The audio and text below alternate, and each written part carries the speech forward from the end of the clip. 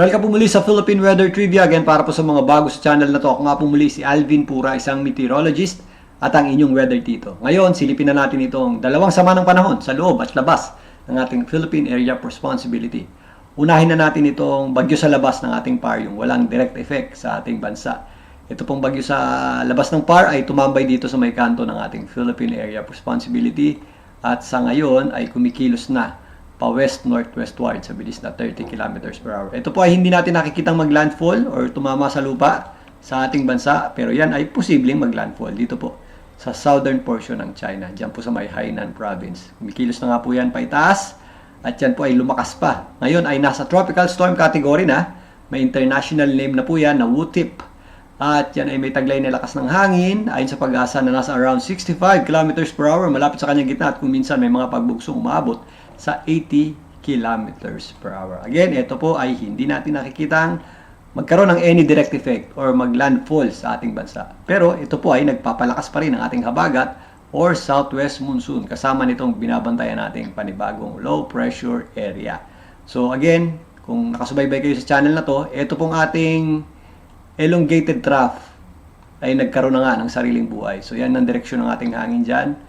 So pag ganyan po yung ikot ng hangin, ito po yung grupo ng kaulapan o cloud cluster sa eastern section ng ating bansa. Nagkaroon na po siya ng sarili niyang circulation. So nagkaroon na siya ng sariling buhay niya. Naging sarili na siyang weather system niya. Yan po ay nire-recognize na ng Pag-asa as a low pressure area. At ayon sa Pag-asa, nasa medium chance po ang possibility nito o probability maging isang ganap na bagyo within the next 24 hours. So if ever, yan po ay tatawagin nating bagyong Auring or yung ating unang bagyo ngayong taon. If ever mag-develop po yan into a tropical depression in the next 24 hours. Ito po ay huling namataan ng Pag-asa sa lying around 600 kilometers east o silangang bahagi ng Baler Aurora. So nandito po yan banda. So again, gaya po ng nababanggit natin dati, habang umaakit po itong bagyo sa labas ng ating PAR, ito po ay paakyat din. So halos magkasabay din po sila. So ito po ang ating low pressure area na dating trough lang o elongated circulation itong ating binabantayang bagyo or parte ng ating habagat ay nagdadala rin po ng pagulan at nag-enhance ng ating habagat or southwest monsoon. So ito po ay may direct effect na sa ating bansa maliban doon sa pag-enhance niya sa ating habagat. So itong ating habagat at yung ating low pressure area ang nagdadala po ng mga scattered o kalat-kalat na pagulan sa malaking bahagi na po yan ng ating bansa. So silipin natin tong ensemble forecast track ng GFS para dito sa ating binabantayang low pressure area. So again, andito po yan sa ibabang bahagi ng Northern Luzon. So nasa eastern section ng Central Luzon. So banda rito, base dito, ito po ay kikilos, paitaas, papalapit dito sa extreme Northern Luzon, papunta dito sa area ng Taiwan. So by then, meron tayong makikitang pagbagsak pa ng pressure nito. So, ibig sabihin po niyan, may possibility nga itong lumakas. At if ever, maging isang tropical depression. Pero for now, hindi natin ito nakikitang maging isang napakalakas na bagyo. If ever, nasa ibabang bahagi lang po yan ng category o level ng ating bagyo. So, habang nandito po yan, patuloy po yung mag-enhance ng ating habagat or southwest monsoon. Yung kanyang direct effect o yung kanyang trough ay sasabit dito sa Northern Luzon. So, magpapaulan po yan dito. Or increased rainfall po tayo in the next 2 days dito po sa areas ng Northern Luzon. So yan po yung ating posibleng puntahan itong ating binabantayang low pressure area o yung dating ang parte ng ating circulation papunta dun sa ating binabantayang bagyo sa labas ng ating Philippine Area of Responsibility. So ito pong ating mga sama ng panahon ay nagdadala po ng mga scattered o kalat-kalat na pag-ulan sa malaking bahagi na po yan ng ating bansa. So, meron tayong mataas na tsansa ng pag-ulan. So, unahin natin yung real-time na situation natin. So, meron tayong mga possible thunderstorms. Ayan, hindi na naman makita yung Pilipinas dahil nga sa kapal ng kaulapan na dulot nitong ating mga weather system na ito. So, yan. I-zoom in na lang po natin para sa mga nagre-request. So, meron tayong mga thunderstorms at mga cloudiness at mga pag-ulan. Dito po sa areas ng, simulan natin sa baba, Caraga, Northern Mindanao, Zamboanga Peninsula, ilang parts ng BARMM, Kasama na rin po dyan itong Basilan, Sulu at Tawi-Tawi. Ito po ay inflow or part ng ating habagat or southwest monsoon papunta dun sa ating bagyo. So, bakit tayo unti-unti? Ganun din po ang panahon natin sa malaking bahagi ng Visayas. So, meron din tayong mga pag-ulan, Western, Central at Eastern Visayas. So, inflow pa rin yan ng ating hangin. So, southwest monsoon pa rin po yan o habagat.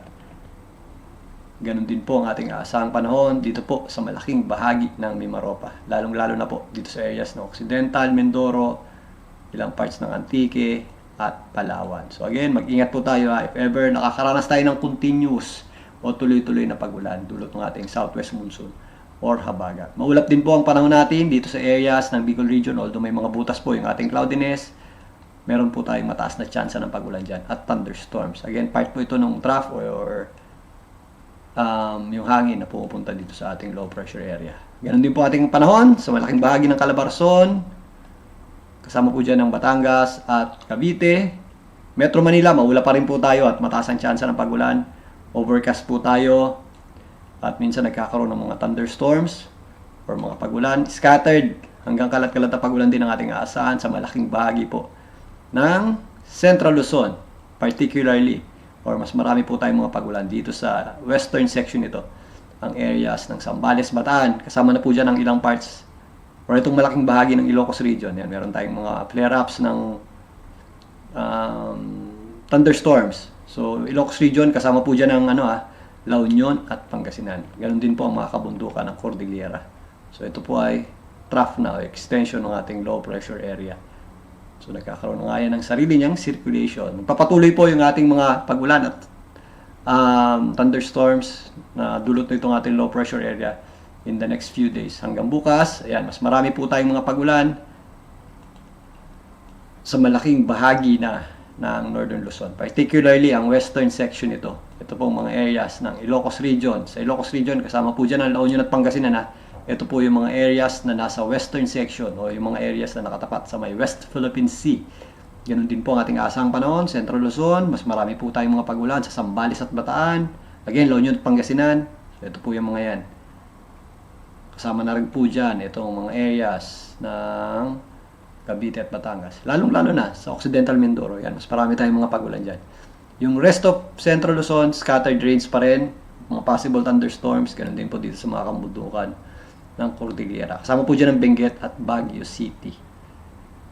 So, continuous din or tuloy-tuloy din po yung epekto ng habagat or southwest monsoon dito sa Luzon, maging dito sa areas ng Southern Tagalog region at Bicol region. Kasama na rin po dyan etong malaking bahagi pa rin po ng Mimaropa ay patuloy pong maapektuhan ng ating habagat or southwest monsoon. So, nababawasan yung ating pag-ulan dito sa ibabang bahagi ng ating bansa dahil umaakyat itong ating mga weather system. Pero may mga possible scattered rains pa rin tayo sa Visayas bukas. So, by Friday hanggang Sabado, yan. Kung mapapansin nyo, kasabay ng pag-akyat ng ating mga sama ng panahon, ito ay sa darating na bago mag-weekend hanggang weekend. Significantly, mababawasan po yung ating pag-ulan sa malaking bahagi ng ating bansa or dito sa malaking bahagi ng Luzon. Dahil kasabay nung pag-akyat nitong ating mga circulation, sumout na natin. Ayan, kasabay nung pag-akyat ng ating circulation, aakyat din po yung ating axis ng habagat. So, papunta sa kanila yung moisture o yung southwest monsoon. So, ito ay sa darating na Friday hanggang sa weekend. So, nasa China na po or sa may malapit sa Vietnam yung ating bagyo. So, papunta na dyan yung hangin. So, mataas na rin po yung ating binabantayan low pressure area. So, papunta na rin po dyan yung ating hangin habagat or southwest monsoon. So, yung ating ulan, makakonsentrate po. Papunta sa kanila. Significantly, mababawasan po yung ating mga pag-ulan. If ever may mga thunderstorms tayo, yun po na lang yung magiging cause ng ating mga biglang buhos ng malakas na pag-ulan. Pero dito po sa areas ng Mindanao, meron pa rin tayong mga flare-ups ng thunderstorms dyan by weekend. So, yan muna ang ating pagtalakay dito sa ating binabantayang dalawang sama ng panahon sa loob at labas ng ating bansa. Ang bagyong may international name na utip at ito ang binabantayan nating low pressure area na dating parte ng sirkulasyon o yung dating elongated trough itong ating bagyo. So, ito po yung ating posibleng maging auring if ever in the next 24 hours. So again, ito po ang inyong Weather Tito para sa Philippine Weather Trivia. Magandang gabi po.